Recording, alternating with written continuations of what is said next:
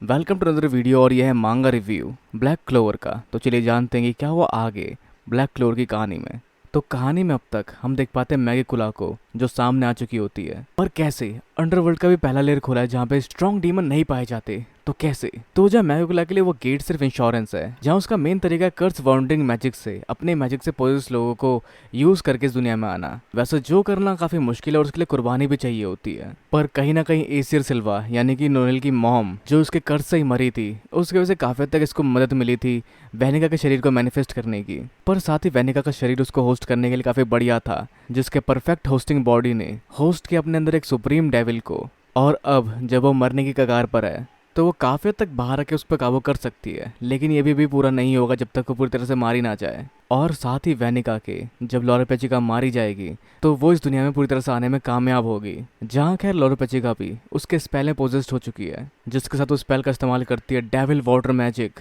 Hydra of darkness. और Laura पेचिका के कर्ज के वजह से उस पर काबू कर पाई मैगिकुला, जो उसको मरने से पहले एक हसीन दर्दनाक खुशी देने वाली है। जो खैर बात कर रही है उसके उसी डेविल पोजीशन के बारे में, जहाँ वो डेविल बनकर अपने वारों का इस्तेमाल कर रही है, जिससे नोएल काफ़ी हद तक गुस्से में है, जिसको देखते हुए सी ड्रैगन रॉड का इस्तेमाल करते, लेकिन उसके स्पेल को काफ़ी आसानी से हरा देती है मैगिकुला अपने कर्ज वाउंडरिंग मैजिक से, जिसकी शक्तियाँ भी पहले से काफ़ी ज़्यादा बढ़ चुकी है। पर उस पर कोई और भी हमला करता है और वो होती है शार्लेट, जो उसको आगे नहीं बढ़ने देगी। और कहीं ना कहीं शार्लेट ही वो पहली है जिसने मैगिकुला के कर्ज का तोड़ निकाला है। वैसे जिसके लिए शुक्रिया अदा करना चाहिए कैप्टन यामी का, पर शार्लेट इस समय काफ़ी बुरी हालत में होती है, जिसको देखते हुए सामने आता है रिल और एक तगड़ा सा स्पेल करता है नोएल के खूबसूरत स्पेल को देखते हुए, जिससे इंस्पायर्ड होकर उसने एक कमाल का स्पेल कास्ट किया है जो होता है पिक्चर मैजिक ट्वाइलाइट वालहल्ला, पर जिसको काफ़ी आसानी से काउंटर कर देती है मैगिकुला कर्ज वाउंडरिंग मैजिक अनबाउंड स्लेव के साथ, जिससे शार्लेट और रेल काफ़ी तक जख्मी हो चुके होते हैं। पर तभी यहाँ गाजा भी आता है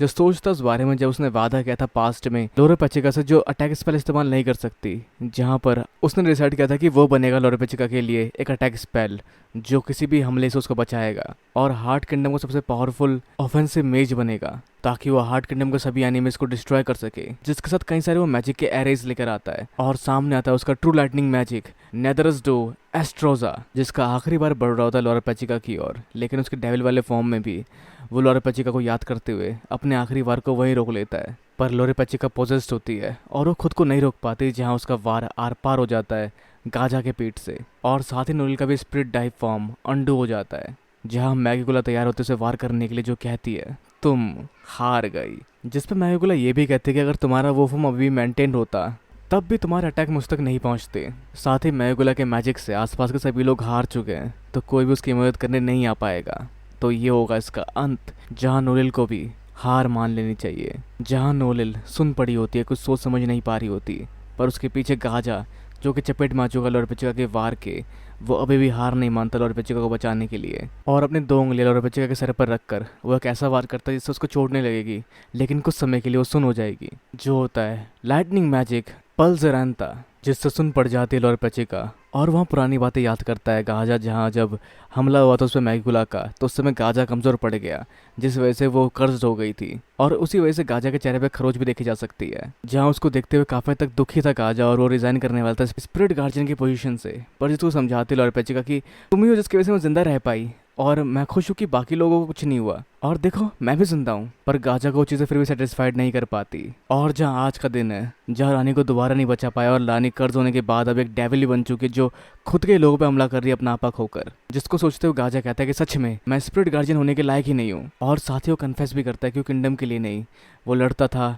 लोरा पेचिका की सलामती के लिए, और वो नहीं चाहता कि वो मारी जाए, और वो उसको मरने नहीं देगा। साथ ही वो उस चोट से नहीं मरेगा जो लोरा पेचिका ने उसको दी है, वो अपने ज़िंदगी को कन्वर्ट कर देगा मैजिक की तरह और डिस्ट्रॉय करेगा उस डेविल को जो इस सब का कारण थी। अभी इसी वक्त जहाँ वो बचाएगा लोरा पेचिका को। और सामने आता अल्टीमेट लाइटनिंग मैजिक एपोकैलिपरा एस्ट्रोजा, जिसके अगेंस्ट मैगिकुला भी इस्तेमाल करते डेकेइंग वर्ड मैजिक का, जो उसके मैजिक को इरेज नहीं कर पाता, जिसका मतलब पूरा असर होता है